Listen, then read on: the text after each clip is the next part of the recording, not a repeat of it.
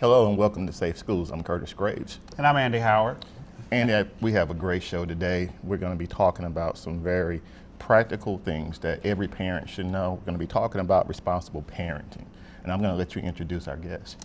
Well, our guest, we're really grateful and fortunate to have an important member of our community, a stakeholder in our community.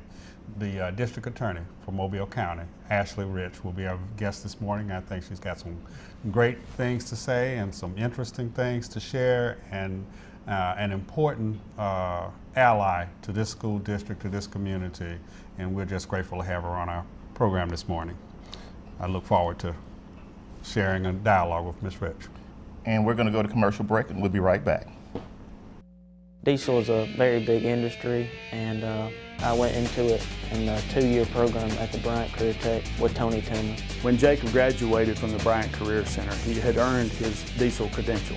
The Career Technical Center taught me a lot, all the way from not knowing anything about a motor or engine to knowing pretty much every single moving part of them. MCPSS Career Tech. Start your future today.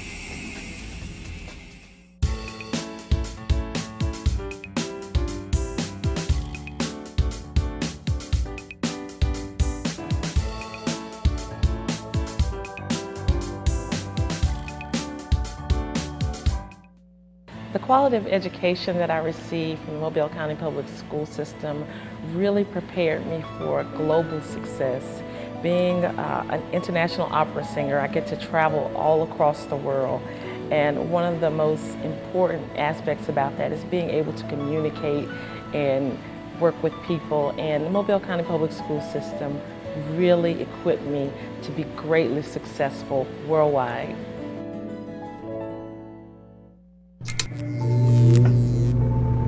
Traditional light bulbs actually generate 9 times more heat than light.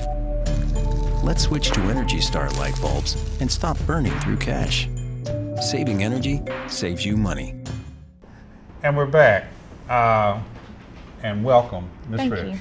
Thank you. We're very appreciative of your coming on our program this morning.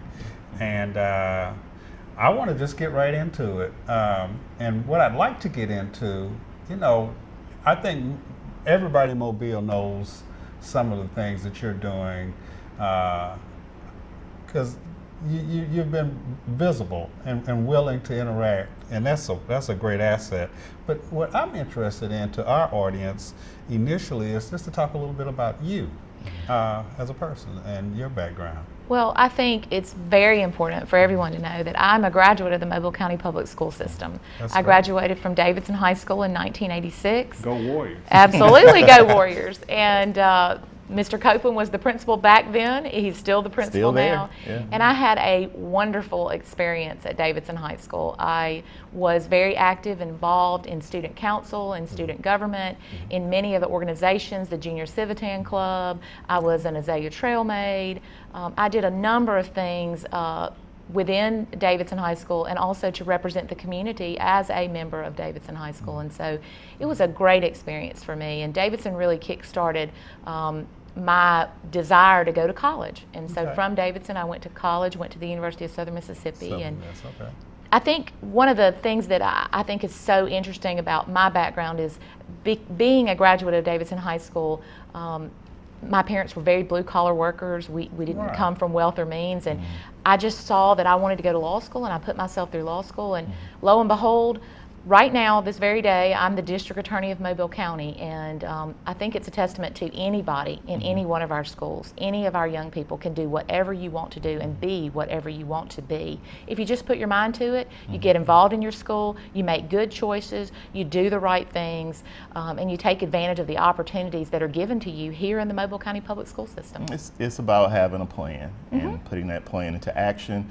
But one of the things that you also had were responsible parents. Absolutely. You had parents that were interested in your well-being, and they practiced being good parents, because we all know that you don't get a certificate of being a great parent when you have a child.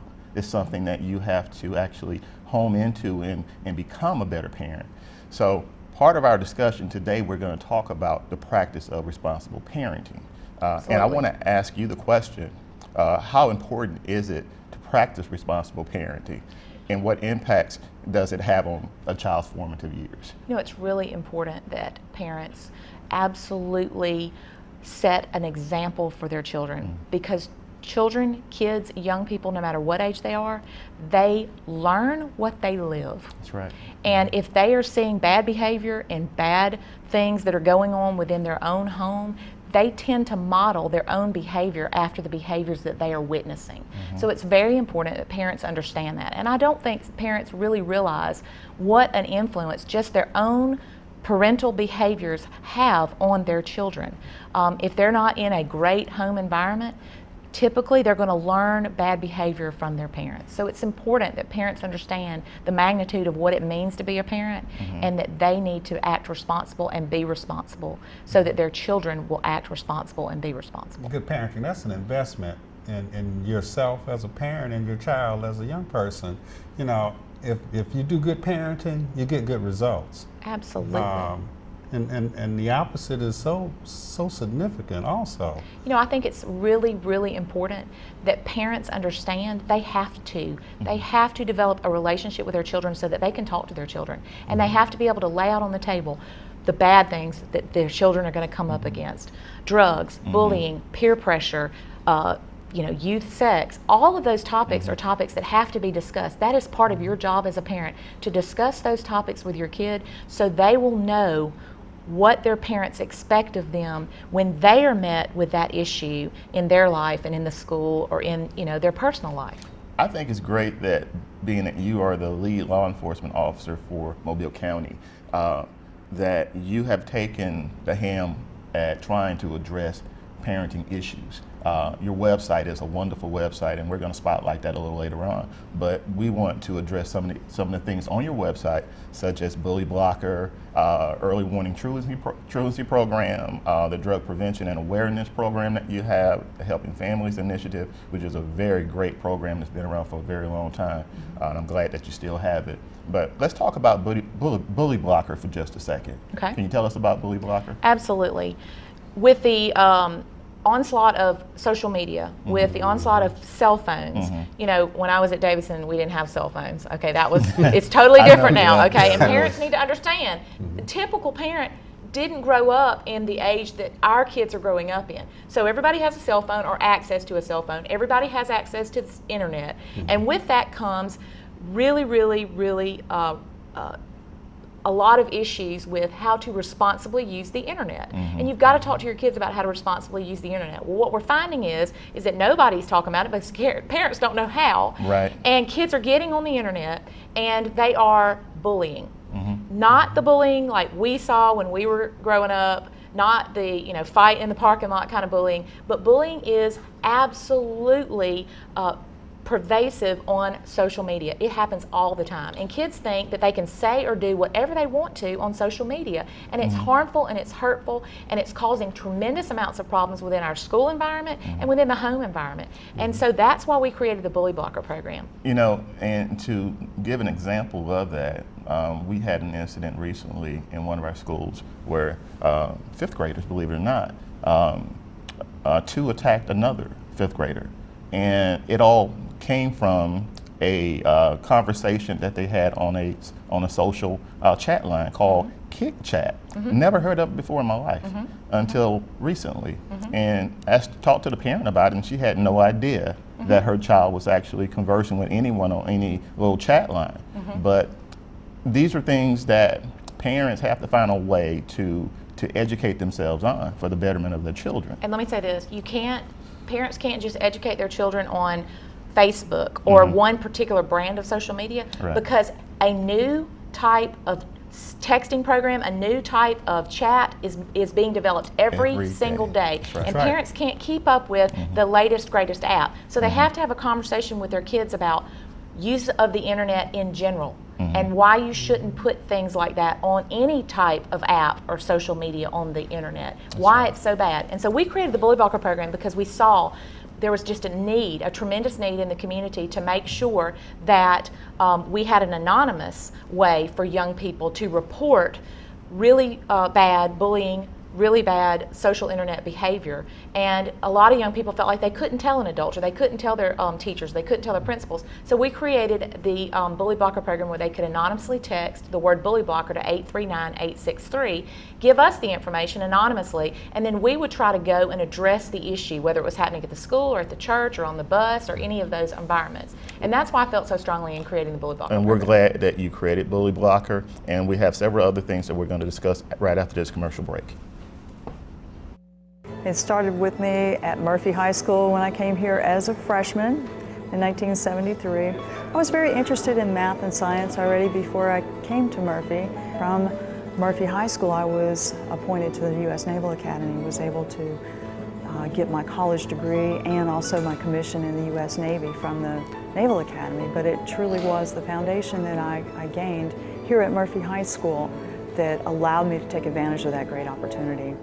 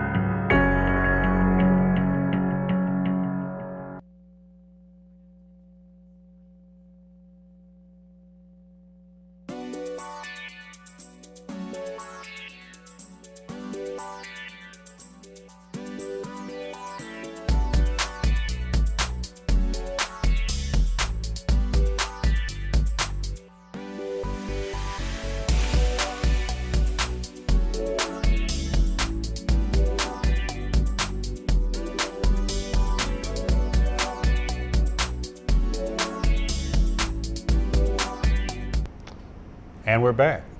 Ms. Rich, we were talking just during commercial break about some of the just sub-issues associated with why bully blocking is so important as a means of communicating issues on the part of our young folks. I mean, one of the things is simply that that's how they communicate with each other. You know, this face-to-face thing. It doesn't happen anymore, right? Well, listen, what's important for students and adults to know is that just because you're behind a computer screen or a phone doesn't mean that the words don't hurt just as bad as if they're said face to face. And bullying is a problem. Social bullying, cyberbullying is a problem, and it's a problem that we're committed to at the DA's office, and we're committed to at the Mobile County Public School System in trying to help stop that from occurring. Good stuff. Let's talk about your early warning truancy program. Give us some insight on that. You know, it's very important for parents to understand it is your responsibility as a parent to make sure that your child is going to school. Not only going to school, but arriving at school on time. And if a student has 15 unexcused tardies and 5 unexcused absences, then they are turned over to the early warning truancy program, and the student and the parent has to come down to the Mobile County Courthouse and attend an early warning truancy program. Parents have to take off work. They have to take time away from their jobs and their responsibilities to come down with their student so that they understand that if these unexcused absences and unexcused tardies continue to happen, they're going to be turned over to juvenile court, and the parent and the child are going to be charged with the delinquency of their child if they do not get them to school. It is your duty as a parent to make sure that your children are going to school every day and that they are there on time.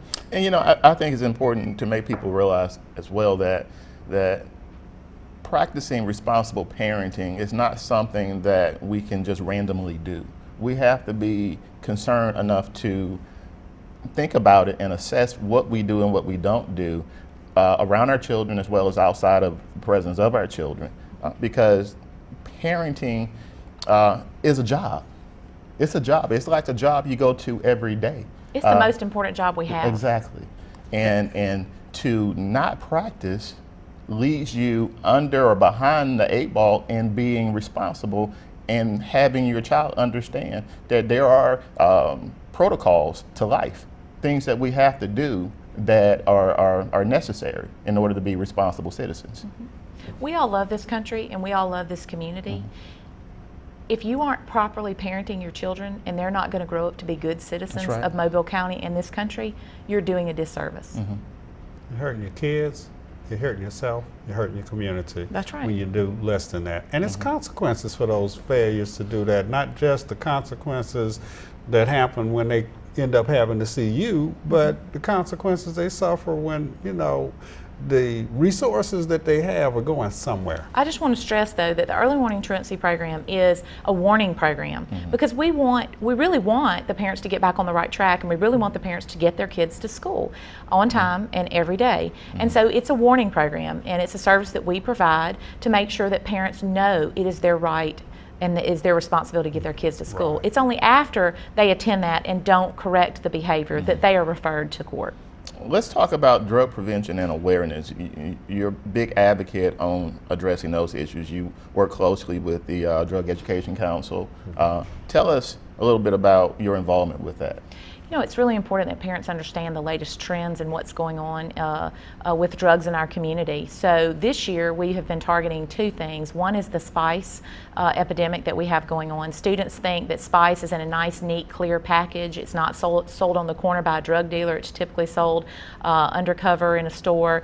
And they think because it's a nice, clean product with a UPC code, and they think it's okay to use. Well, spice is a poison. And that's what's important for all parents and students to understand. Spice is a poison. It's chemicals sprayed on a substance to mimic marijuana, but it has nothing to do with marijuana. It is a poison, and our young people need to be educated about spice, as well as their parents. They need to know what to look for. So we've developed the spice poster, and we have it in all of our schools and all over the community so that parents understand what spice is, students understand what it is, and they don't use it in the first place, because we have kids that are dying from the first use of spice.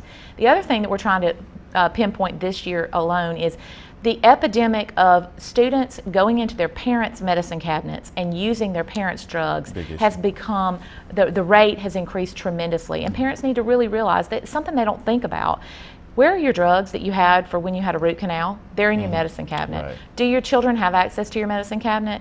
Are you just automatically assuming that they would never go in there and take those drugs? You don't need to assume that. You need to put those drugs in a safe or somewhere they're locked up so your kids and young people don't have access to it, so they can't experiment with it in the first place. So right now as a parent, you need to be looking at that and understanding, okay, what's in my child's best interest and what's in my best interest as a parent about the things in my house that could cause consequence. Absolutely. So Again, that's all about the practice of being a responsible parent. Your Helping Families initiative.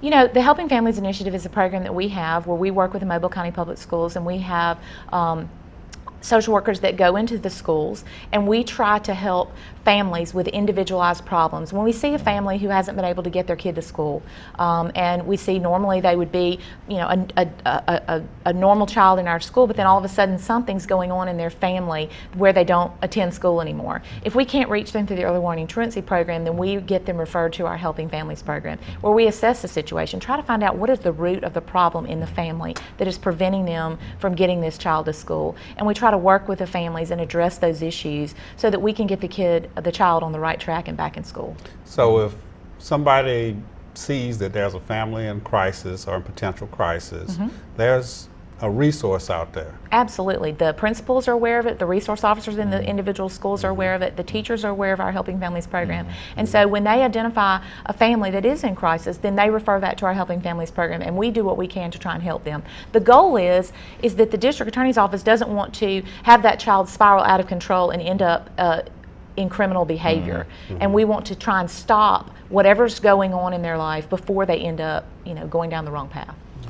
You know, you do so much on your website, you address so many things on your website to give parents the tools that they need to better understand the things that they need to know to be responsible parents. But you also have a kid-friendly website as well, because you have like a little coloring book on your site called Just for Kids, right? We want kids to have a positive feeling about law enforcement as well. We are an arm of law enforcement. Even though we're prosecutors and we're the district attorney's office, we want kids to understand we're really the good guys, and we want them to feel comfortable with prosecutors. We want them to feel comfortable with law enforcement. And so that's why we do have a Just for Kids page. Okay, we're going to have to take a quick commercial break, and we will get right back at it. Get your ass suit. You're not sitting here. Yes, I am. Move. Give it to him hard. Ow. Every day, kids witness bullying. Why you stabbing me with it? No. They want to help, Ow. but don't know how. Oh, you got... Teach your kids how to be more than a bystander. Visit stopbullying.gov.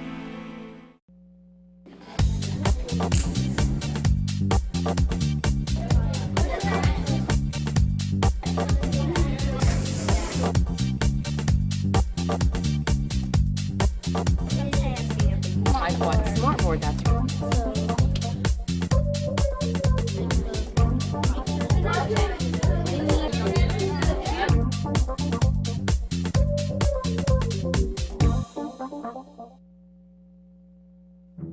So, Nicholas, how was your day at school today? It was great. We had fun in class today. So, what did you do differently today at school? I mean, any new projects? We got a progress report today. You got your progress reports today? So, how did you do? Don't know. You don't know. That's okay. We can check that right here. Wow. Nicholas. I'm Ashley Rich, Mobile County District Attorney. The failure to obey school bus safety laws will cost you. It can cost you up to a $3,000 fine and the loss of your driving privileges. But more than that, it could cost the life of a child. That's why the Mobile County Public School System is urging you to stop and obey all bus traffic laws. Hi, I'm Pat Mitchell, Director of Transportation for the Mobile County Public School System. We're asking you to obey all bus safety laws. It could save a life. Remember, stop ahead when you see red. Our future depends on it.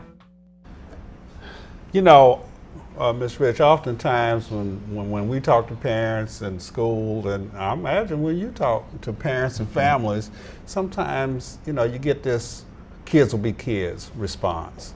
And, you know, it's a little more complicated than that, would you say? What do you think about that? It is very, very, you know, it is a complicated issue, but I will tell you this, it's really, our parents seem to make it a complicated issue. It's really simple. You just have to do what's right. You have to do what's right. And what's important is, you know, when the parents have the attitude that kids are just going to be kids, the kids see that attitude and they go, well, my parents are going to let me get away with it. And there are no consequences to their behavior. And that is exactly the same mentality of a criminal defendant. Well, I'm just going to do what I'm going to get away with. But then eventually they get caught. They get caught by the law, and then they're thrust into the criminal justice system. And so we can't let our parents start at the home with, kids will just be kids. There are laws and rules that kids have to abide by just like everybody else. Absolutely. I'm sorry, I wanted to say this really quick. Sure. People have to understand, parents especially, that there's a beginning to behavior that's not conducive to being a good citizen. It just doesn't come out of the blue. It starts somewhere. There's a root to it. And it's our responsibility as parents to be aware of that and to create consequences for our children. So you and other people in law enforcement don't have to actually be that parent at that time given the consequences. It has to come from the parents. And if the parents have the attitude that kids will just be kids, then that attitude is going to be reflected over into the kids. And then the kids are going to think, oh, well, I'm just being a kid. There aren't going to be any consequences for my actions. There has to be consequences for their actions at home, in their very early stages of their life, so that they understand there are also consequences in everyday life. Absolutely. If you do something that you're not supposed to do in the rest of the world, you pay a price for that. That's exactly right. Misleading or deceiving a child into thinking that if I do something, there'll be no consequence, I'm handicapping that kid. I'm creating a circumstance for that kid where their life is going to be more difficult than it should be. The other thing that's so important is that parents support the teachers and the educators, because they are there because they love your children and they have a job to do. But if the parents aren't supporting the educators in doing their job, there's a breakdown in the system, and the kids see that too. The parent and teachers and the district attorney and the police, we all got the same goal. Absolutely. To make a safer community and make a place where our children can succeed and prosper. That's exactly right. Ms. And I think that's why we work so closely with the Mobile County Public School System, because right. we all have the same goal. I don't want to see young people at the district attorney's office. I don't want to see young people at the courthouse. I don't. And with that being said, can you tell the community exactly what's been the age of the youngest male or female in Mobile County Metro Jail? You know, I'm sad to report that our criminals are becoming younger and their crimes are becoming more violent. And I think that's because we have a group of young people that are growing up without any morals or values, and they don't know the consequences of hurting someone else. I have 2 young men who are currently housed at the Mobile County Metro Jail at the age of 14 years old. The law is that if you commit a violent crime between the ages of 14 and 18 years old, then you can be transferred to adult court to stand trial as an adult. And so young people need to understand that they're not going to get away with violent crime just because they're 14, 15, 16 years old. They're going to be transferred to adult court and treated as an adult. When you engage in adult behavior, you will be prosecuted and there will be adult consequences. But it's sad to say. It's sad for me to sit here and say that, and it's sad for me to, have these photographs of these young people who, are members of our community that are 14. They're babies. I have a 14-year-old at home. They're babies, and they're still at the very beginning of their life, and they have committed murder. With about 2 minutes to spare, we're going to ask this last and final question of you. Outside of just knowing the differences between right and wrong, how can parents educate themselves and their children on what the state of Alabama deems as a crime? Well, it's really common sense. Yeah. You know what's right and you know what's wrong. You don't need a book, or you don't need to be able to know the letter of the law. You know as parents what's right and wrong, and you know that you have to impart upon your children the difference between what's right and what's wrong. You don't have to educate them about the law. You have to educate them about the difference between right and wrong. My nose, the tip of my nose, is the place beyond which you can not harm me. My mom was a social studies teacher. That's wonderful. So it's significant that you're doing what you can, the things that you're doing, Ms. Rich. I think that our community is benefiting from these efforts, the kinds of things that you're trying to do with our kids and with our community, and we appreciate it. Thank you for having me today. And thank you for coming on. Well, before we go, I just want you to know that we really appreciate the step that you've taken to address issues that pertain to social media as well. We always try to address issues of social media on this program at some point or another. And I think you brought to light a lot of those realities that parents need to know about. We really appreciate that, and we would love to have you back on again real soon, because you always have information to share with the public. And we want the public to know the information that you have to share. It's about the social media element. How do people reach you? We are at mobileda.org, or you can reach our office at 574-8400. Thank you. Well, this has been Safe Schools. We really appreciate you again, Ms. Rich, for being out here. I want the audience to know that this segment was all about trying to provide information that can help you better educate your children academically as well as socially in society. Again, we appreciate you coming out to view us, or tuning in to view us. And until next time, have a pleasant evening. Thank you.